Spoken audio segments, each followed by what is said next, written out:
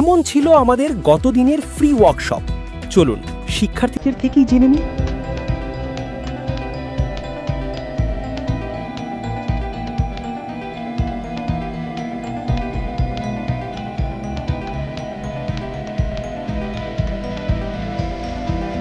আমার কাছে মনে হয় এভাবে যদি পড়ালেখা করা হয় তাহলে অনেক ভালো স্কোর আনা সম্ভব।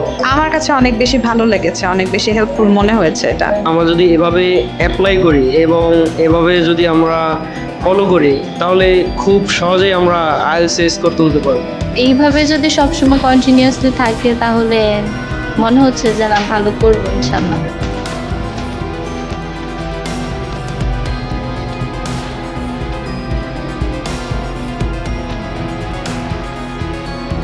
আসলে আগে জানতাম যে আইএলটিএস অনেক কঠিন, কিন্তু আজকে জানলাম যে এখানে ট্রিক্সের ব্যাপার, সম্পূর্ণ টেকনিকের ব্যাপার। এবং ম্যাম সুন্দর করে কিছু টেকনিক আমাদেরকে বললেন, রিডিংয়ের একটা প্র্যাকটিস করিয়েছেন এবং আমাদের কিছু রাইটিং পার্টও ছিল।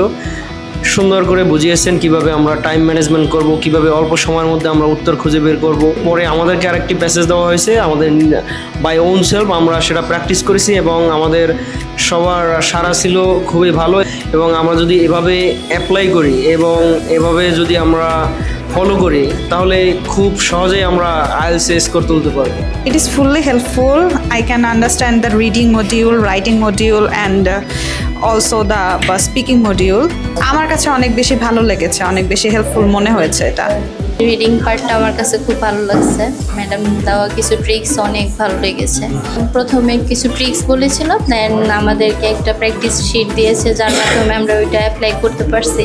অ্যান্ড দেন যখন আমরা এটা এক্স্যাক্টলি করলাম দেখলাম যে না এক্স্যাক্টলি প্রপারলি মিলে গেছে। সো দ্যাটস ওয়াই বুঝলাম যে হ্যাঁ ম্যাডামের ট্রিক্সগুলো যদি আমরা ফলো করি ইনশাল্লাহ সামনের ইয়েতে আমরা ভালো করবো।